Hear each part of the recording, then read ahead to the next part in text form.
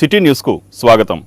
ఉత్తమ సమాజ నిర్మాణంలో గురువుల పాత్ర గణనీయమైనదని రాష్ట్ర మంత్రి కొల్లు రవీంద్ర అన్నారు. ఉత్తమ సమాజ నిర్మాణంలో గురువుల పాత్ర గణనీయమైందని రాష్ట్ర గనులు, భూగర్భ జల, ఎక్సైజ్ శాఖ మార్చిలు కొల్లు రవీంద్ర అన్నారు.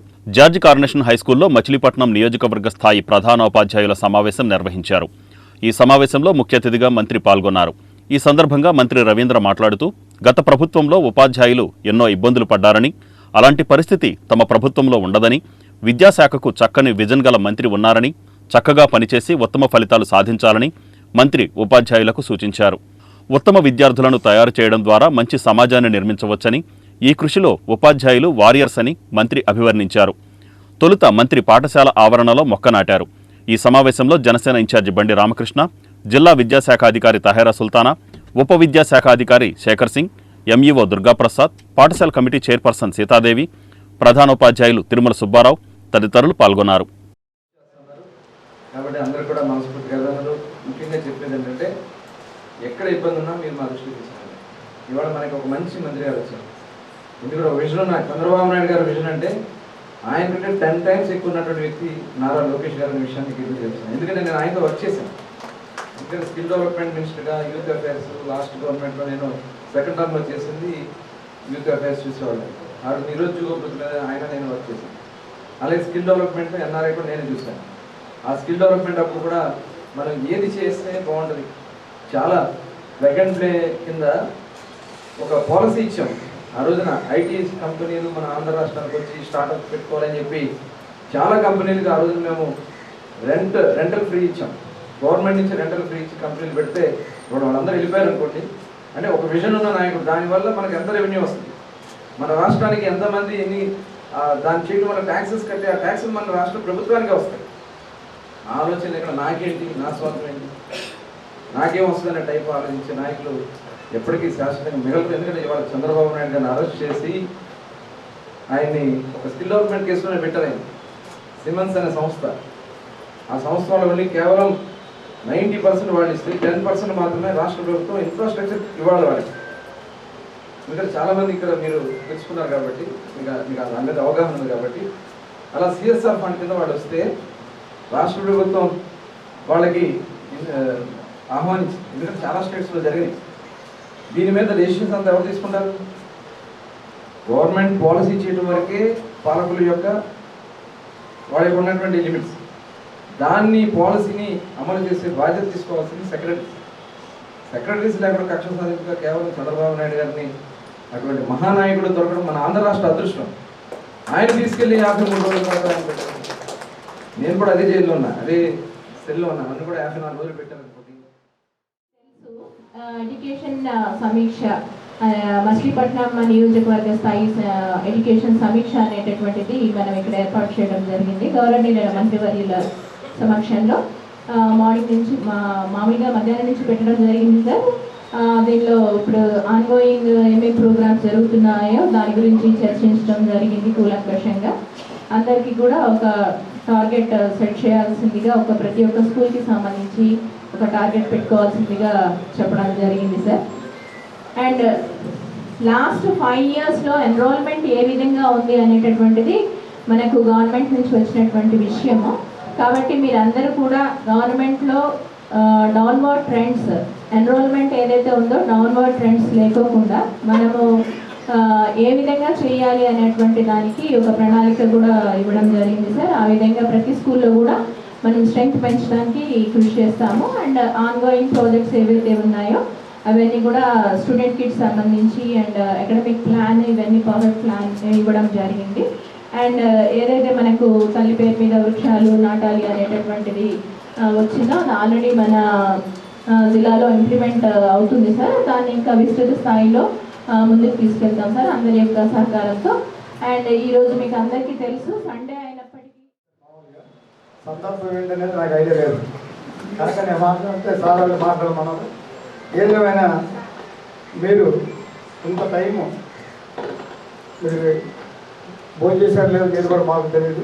ఆయన మాత్రం భోజనం చేయలేదు. సాధారణంగా 3ంటికి ప్రోగ్రాం అయిపోద్ది అనుకున్నాం, 6 గంటలు అయిపోయింది. మీరు ఆదివారం అయినా సెలవైనా సరే స్కూల్ మీద మీకున్న ప్రేమ, మీరు పేద పిల్లలకు చెప్తున్న చదువు చూస్తుంటే మరి మా దగ్గర ఈసారి మాత్రం ఆర్కే కాలేజీలో కూడా గవర్నమెంట్ స్కూల్స్ నుంచి ఎక్కువ మంది జాయిన్ అయ్యారు. ఇంతకుముందు గవర్నమెంట్ స్కూల్ నుంచి వస్తే మేము జాయిన్ చేస్తున్నాం అంటే కారణం ఏంటంటే వాళ్ళకి మార్కులు తక్కువ వచ్చాయి. ఇప్పుడు ప్రైవేట్ స్కూల్ కన్నా గవర్నమెంట్ స్కూల్లోనే ఎక్కువ పిల్లలు మంచి మార్కులతో పాస్ అవుతున్నారు. అది కాకుండా ఇంగ్లీష్ మీడియం కూడా ఉండడం వల్ల ఎక్కువ మంది చాలా పెద్దగా చేస్తున్నారు, వాళ్ళతో పోటీ పడుతున్నారు. మీ అందరికీ కూడా ధన్యవాదాలు చెప్తున్నాను. మాజీ ముఖ్యమంత్రి వైఎస్ రాజశేఖర రెడ్డి 75వ జయంతిని వైసీపీ కార్యాలయంలో ఘనంగా నిర్వహించారు. ఉమ్మడి ఆంధ్రప్రదేశ్ మాజీ ముఖ్యమంత్రి దివంగత వైఎస్ రాజశేఖర రెడ్డి 75వ జయంతిని వైసీపీ కార్యాలయంలో ఘనంగా జరిపారు. ఈ సందర్భంగా వైఎస్ రాజశేఖర రెడ్డి చిత్రపటానికి పలువురు వైసీపీ నాయకులు పూలమాలలు వేసి నివాళులర్పించారు. పేదల పాలిట పెన్నిధి వైఎస్ఆర్ అని ఈ సందర్భంగా వక్తలు పేర్కొన్నారు.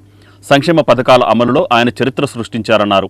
ఉమ్మడి ఆంధ్రప్రదేశ్ సర్వతోముఖాభివృద్ధికి ఆయన చేసిన సేవలు చిరస్మరణీయమన్నారు. ఈ కార్యక్రమంలో వైసీపీ నాయకుడు పేర్నికిట్టు, అర్బన్ బ్యాంక్ మాజీ అధ్యక్షుడు బొర్రా విఠల్, మాజీ deputy mayor Lanka Suribabu, YCP నాయకులు శిలార్దాదా, బోరగడ్డ రమేష్ నాయుడు మరియు జోగి చిరంజీవి, రాసంశెట్టి వాణిశ్రీ తదితర కార్పొరేటర్లు పాల్గొన్నారు.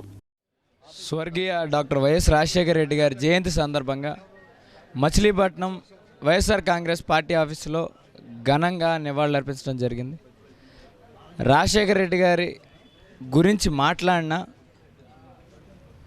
రైతులు అవనివ్వండి, విద్యార్థులు అవనివ్వండి, మామూలు పేద మధ్యతరగతి కుటుంబాలు లేదా ఎవరైనా రాజశేఖర రెడ్డి గారిని గుర్తు చేసుకుంటే ఆయన చేసిన మంచి పనులు తప్పితే ఎవరు కించెత్తు చెడు మాట్లాడే అవకాశం లేకుండా పరిపాలించిన ఏకైక ముఖ్యమంత్రి, ఏకైక నాయకుడు రాజశేఖర రెడ్డి గారు.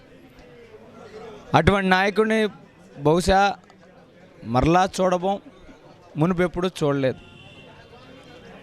రాజశేఖర రెడ్డి గారిని చూసుకుంటే ఒక ఆరోగ్యశ్రీ అని, ఒక ఫీజు రియంబర్స్మెంట్ అని, ముస్లిమ్స్కి రిజర్వేషన్ కానీ, తద్వారా ఎంతోమంది పిల్లలు ఆయన పేరు చెప్పుకుని చదువుకుని ఈరోజు మంచి ఉద్యోగాల్లో ఉన్నవాళ్ళు ఉన్నారు, మంచి స్టేజ్కి వెళ్ళిన వాళ్ళు ఉన్నారు, దేశాలు దాటిన వాళ్ళు ఉన్నారు, డాక్టర్లు అయిన వాళ్ళు ఉన్నారు, ఆరోగ్యశ్రీ ద్వారా ఎంతోమంది ఆయుష్ పెంచుకున్న వాళ్ళు కూడా ఉన్నారు.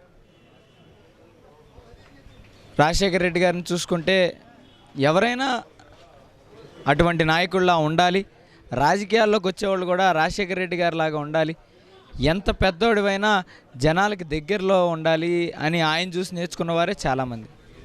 కానీ ఈరోజు చూస్తున్న పరిస్థితులు, ఘోరమైన పరిస్థితులు చూస్తుంటే రాజశేఖర రెడ్డి గారి విగ్రహాలని దహనం చేయడం, గెలిచిన కౌంటింగ్ అయిన దగ్గర నుంచి రాజశేఖర రెడ్డి గారి విగ్రహాలు ఎక్కడుంటే ఆ విగ్రహాలని దహనం చేస్తున్న తెలుగుదేశం పార్టీ కార్యకర్తలను చూస్తున్నాం. ఒకటే మిమ్మల్ని ప్రశ్నిస్తున్నా, వైఎస్ రాజశేఖర రెడ్డి గారు తనయుడు జగన్మోహన్ రెడ్డి గారు ముఖ్యమంత్రిగా ఉన్నప్పుడు ఏ వైఎస్ఆర్సీపీ కార్యకర్త అయినా వైఎస్ రాజశేఖర రెడ్డి గారి జయంతి సందర్భంగా వైఎస్ఆర్సీపీ పార్టీ కార్యాలయంలో హాజరైన అందరికీ ప్రత్యేకమైన ధన్యవాదాలు తెలియపరుస్తూ, రాజశేఖర రెడ్డి గారు అనేక సంవత్సరాలుగా రాజకీయాల్లో అనేక ఒడిదుడుకులు ఎదుర్కొన్నప్పటికీ ఆయన ముఖ్యమంత్రిగా కంబైన్ స్టేట్లో ఈ రాష్ట్రాన్ని అభివృద్ధి పరిచే దానికోసం ఆయన చేసిన కృషి మరువలేనిది. అటు సంక్షేమ కార్యక్రమాలు కానీ, అభివృద్ధి కార్యక్రమాలు కానీ ఏదైనా మనం గుర్తు చేసుకోవాలంటే రాజశేఖర రెడ్డి గారిని గుర్తు చేసుకోవాల్సిన అవసరం ఉంది, ఎంతైనా ఉంది. అది ఫీజు రియంబర్స్మెంట్లో కావచ్చు, ఆరోగ్యశ్రీలో కావచ్చు, లేదు పోలవరంలో కావచ్చు, ఇంకా ఇట్లా ఈ విధంగా అనేక కార్యక్రమాలు చేపట్టిన వ్యక్తి రాజశేఖర రెడ్డి గారు. ఆయన లోటు తీరని లోటు అయినప్పటికీ ఆయన ప్రజల హృదయాల్లో చిరస్థాయిగా ఉన్నాడు. దానికి కారణం ప్రజా సంక్షేమానికి ఆంక్షించి పేద బడుగు బలహీన వర్గాల సంక్షేమం కోసం ఆయన చేసిన కృషి ఏదైతే ఉందో అది ఇవాళ ప్రజల హృదయాల్లో చిరస్థాయిగా ఉందని చెప్పి నేను తెలియపరుస్తూ, ఈరోజు ఆయనకి నిజమైన నివాళి ఏదైతే మనం ఇవ్వాల్సింది ఉందో ఆయన ఆశయాలను అమలుపరచడం ద్వారానే అది మన డాక్టర్ వైఎస్ఆర్ రాజశేఖర గారి యొక్క 75వ జయంతి కార్యక్రమాన్ని వైఎస్ఆర్ పార్టీ కార్యాలయంలో వైఎస్ఆర్ పార్టీ అభిమానులు, నాయకులు, కార్యకర్తలు, కార్పొరేటర్సు అందరూ కూడా కలిసి ఆ యొక్క చిత్రపటానికి పూలమాల వేసి ఘనమైనటువంటి నివాళులు అర్పించడం జరిగింది. మహానేత డాక్టర్ వైఎస్ రాజశేఖర గారు ప్రజా మనిషి, ప్రజల కోసమే ప్రాణాలు అర్పించినటువంటి మహానేత డాక్టర్ వైఎస్ రాజశేఖర గారు. ఆయన రచ్చబండ కార్యక్రమంలో ఆనాడు చనిపోయినప్పుడు హెలికాప్టర్ ప్రమాదంలో కొన్ని వందలాది మంది ప్రాణాలను గుండె ఆగిపోయి చనిపోయినటువంటి పరిస్థితులు కూడా మేము రాష్ట్రంలో చూసాం. చాలామంది ముఖ్యమంత్రుల్ని చూసాం, చాలామంది చనిపోయినటువంటి వాళ్ళ గురించి కూడా మేము విన్నాం. కానీ అటువంటి మహానేత చనిపోయినప్పుడు ఎంతమంది, ఎన్ని కుటుంబాలు కన్నీరు మున్నీరు అయినాయో మనందరూ కూడా చూసాం. అటువంటి మహానేతకి ఇవాళ నివాళులర్పించడం అనేటువంటిది. సంక్షేమ పథకాల అమలులో ప్రపంచ స్థాయిలో గుర్తింపు తెచ్చుకున్న మహానేత వైఎస్ రాజశేఖర రెడ్డి అని పలువురు వైసీపీ నేతలు పేర్కొన్నారు. సంక్షేమ పథకాల అమలులో ప్రపంచ స్థాయిలో గుర్తింపు తెచ్చుకున్న మహానేత వైఎస్ రాజశేఖర రెడ్డి అని పలువురు వైసీపీ నాయకులు పేర్కొన్నారు. మాజీ ముఖ్యమంత్రి వైఎస్ రాజశేఖర రెడ్డి 75వ జయంతిని వైసీపీ శ్రేణులు వాడవాడలా ఘనంగా నిర్వహించాయి. జిల్లా కోర్టు సెంటర్లో రాజశేఖర రెడ్డి విగ్రహానికి పలువురు వైసీపీ నాయకులు పూలమాలలు వేసి నివాళులర్పించారు. ఈ సందర్భంగా కేక్ కట్ చేసి స్వీట్లు పంపిణీ చేశారు. ఈ కార్యక్రమంలో వైసీపీ నాయకుడు పేర్ని కిట్టు, పలువురు వైసీపీ కార్పొరేటర్లు, నాయకులు పాల్గొన్నారు. అనంతరం నగరంలోని పలు ప్రాంతాలలో వైఎస్ రాజశేఖర రెడ్డి విగ్రహాలకు పూలమాలలు వేసి ఘనంగా నివాళులర్పించారు. వైఎస్ రాజశేఖర రెడ్డి జయంతి సందర్భంగా గిలకలదిండి మున్సిపల్ హైస్కూల్లో పేర్ని కిట్టు విద్యార్థులకు పుస్తకాలు పంపిణీ చేశారు. మచిలీపట్నం మండలం సత్రపాలెం గ్రామంలోని భారీ పేకాట శిబిరంపై పోలీసులు దాడి చేశారు. మచిలీపట్నం మండలం సత్రపాలెం గ్రామంలో భారీ పేకాట నిర్వహణపై పోలీసులు దాడి చేశారు. రాత్రిపూట ఛార్జింగ్ లైట్ల కాంతి వెలుగులో నిర్వహిస్తున్న పేకాట శిబిరంపై పోలీసులు దాడి చేసి 5 ఛార్జింగ్ లైట్లు, ఒక స్విఫ్ట్ డిజైర్ కారు, ఒక బైకు, 11 సెల్ ఫోన్లు, 1,76,500 రూపాయల నగదును స్వాధీనం చేసుకున్నారు. ఈ సందర్భంగా బందరు రూరల్ పోలీసులు 8 మందిని అదుపులోకి తీసుకున్నారు. పేకాట శిబిరంపై దాడిలో సిఐ సోమేశ్వరరావు, ఎస్ఐ పద్మ సిబ్బంది పాల్గొన్నారు. ఇది 7/7/2024 ఎర్లీ మార్నింగ్ మాకు వచ్చిన ఇన్ఫర్మేషన్ ప్రకారం నేను మా ఎస్ఐ గారు సిబ్బంది కలిపి బీచ్ దగ్గరలో ఉన్న విలేజ్ అయిన సత్రలపాలెం విలేజ్లో ఒక ప్యాకెట్ రైడ్ చేయడం జరిగింది. అందులో ఒక 8 మందిని అదుపులోకి తీసుకుని వారి వద్ద నుండి 1,76,050 రూపాయల క్యాష్, అదేవిధంగా 11 సెల్ ఫోన్లు, ఒక ఛార్జింగ్ లైట్లు ఒక 5, అదేవిధంగా దాంట్లో ఒక కారు, ఒక 2 వీలర్ సీజ్ చేయడం జరిగింది. అది ఎఫ్ఐఆర్ చేయడం జరిగింది. తదుపరిగా దర్యాప్తులో భాగంగా అది ఏదైతే ఈ గ్యామ్లింగ్కి అక్కడ ఆర్గనైజ్ చేస్తున్నాడో అతను నాంచారని ఐడెంటిఫై చేసి ఆ కేసులో పెట్టడం జరిగింది. తదుపరిగా దర్యాప్తులో ఈ కేసులో మిగతా అన్నీ కూడా కోర్టుకి ప్రొడ్యూస్ చేయడం జరుగుతుంది. మార్కెట్ యార్డ్ రోడ్లో ప్రజలకు అసౌకర్యంగా మారిన ఫుడ్ కోర్టును ఎట్టకేలకు తొలగించారు. మార్కెట్ యార్డ్ రోడ్డులో ప్రజలకు అసౌకర్యంగా మారిన ఫుడ్ కోర్టు ఎట్టకేలకు తొలగించారు. గత వైసీపీ ప్రభుత్వం హయాంలో ఫుడ్ కోర్టు ఏర్పాటు జరిగింది. నిత్యం రద్దీగా ఉండే ఫుడ్ కోర్టు ఏర్పాటుపై గతంలోనే స్థానిక ప్రజలు అభ్యంతరం తెలిపారు. ఫుడ్ కోర్టులో షాపుల కేటాయింపునకు సంబంధించి వైసీపీ నాయకులు పెద్ద మొత్తంలో వసూళ్లకు పాల్పడ్డారని టీడీపీ నాయకులు ఆరోపించారు. ఎటువంటి సమయపాలన లేకుండా ఫుడ్ కోర్టు నిర్వహిస్తుండడం వల్ల రాత్రిళ్లు తమ ఇళ్లకు వెళ్లలేని పరిస్థితి ఏర్పడుతోందని స్థానిక ప్రజలు పలుమార్లు అధికారులకు విజ్ఞప్తి చేశారు. ప్రజల నుండి వచ్చిన ఫిర్యాదుల మేరకు ఫుడ్ కోర్టును తొలగించామని కమిషనర్ బాపిరాజు ఈ సందర్భంగా మీడియాకు తెలిపారు. ప్రజల నుండి వచ్చిన ఫిర్యాదులు, కోర్టు డైరెక్షన్ మేరకు ఫుడ్ కోర్టును తొలగించామన్నారు. ప్రజల ఫిర్యాదులపై అనేకసార్లు వ్యాపారస్తుల దృష్టికి తీసుకువెళ్లామని, అయినా సరే వాళ్లు నిబంధనలను తొంగలో తొక్కి వ్యాపారాలు సాగిస్తూ ప్రజలకు అసౌకర్యంగా వ్యవహరిస్తున్నారని ఆయన తెలిపారు. రాష్ట్ర ప్రభుత్వం విద్య, వైద్య రంగాలకు అధిక ప్రాధాన్యతనిస్తోందని రాష్ట్ర మంత్రి కొల్లు రవీంద్ర పేర్కొన్నారు. రాష్ట్ర ప్రభుత్వం విద్య, వైద్య రంగాలకు అధిక ప్రాధాన్యత ఇస్తోందని రాష్ట్ర మంత్రి కొల్లు రవీంద్ర పేర్కొన్నారు. మోడర్న్ ఆప్టికల్స్ 30వ వార్షికోత్సవం సందర్భంగా ప్రారంభించిన మోడర్న్ కంటి ఆసుపత్రిలో ఆధునిక పరికరాలను రాష్ట్ర గనులు, భూగర్భ వనరులు, ఎక్సైజ్ శాఖ మంత్రి కొల్లు రవీంద్ర ప్రారంభించారు. మున్సిపల్ పారిశుధ్య కార్మికులకు ప్రభుత్వాసుపత్రిలో కంటి చికిత్స చేయించుకున్న వారికి మంత్రి రవీంద్ర కళ్లజోళ్లు పంపిణీ చేశారు. ఈ కార్యక్రమంలో జనసేన ఇన్ఛార్జి బండి రామకృష్ణ, డాక్టర్ భానుమూర్తి, టీడీపీ నాయకుడు హసీంబేగ్ తదితరులు పాల్గొన్నారు. మోడర్న్ ఆప్టికల్స్ వారు 30 సంవత్సరాలు పూర్తి చేసుకున్న సందర్భంగా మోడర్న్ ఆప్టికల్స్ యాజమాన్యం నియాజ్ గారికి అలాగే వారి సిబ్బంది కూడా మనస్ఫూర్తిగా అభినందిస్తా ఉన్నాను.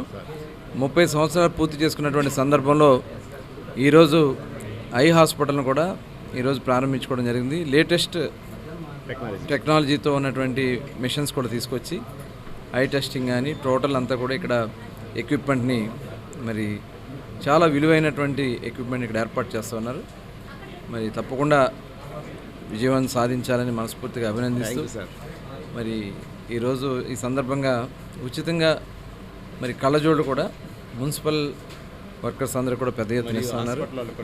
అలాగే గవర్నమెంట్ హాస్పిటల్లో ఉన్నటువంటి వారికి కూడా ఉచితంగా కళ్ళజోళ్ళు పంపిణీ కార్యక్రమం చేస్తున్నారు. మనస్ఫూర్తిగా అభినందిస్తూ వారి సేవలు మరింత మచిలీపట్నం ప్రజలకి కావాలని, మరింత ఉన్నతమైన స్థానానికి రావాలి, నియాజ్ గారు రావాలని చెప్పి మనస్ఫూర్తిగా అభినందిస్తూ వారికి వారి టీం అందరూ కూడా మనస్ఫూర్తిగా ఈ వార్తలు ఇంతటితో సమాప్తం. నమస్కారం.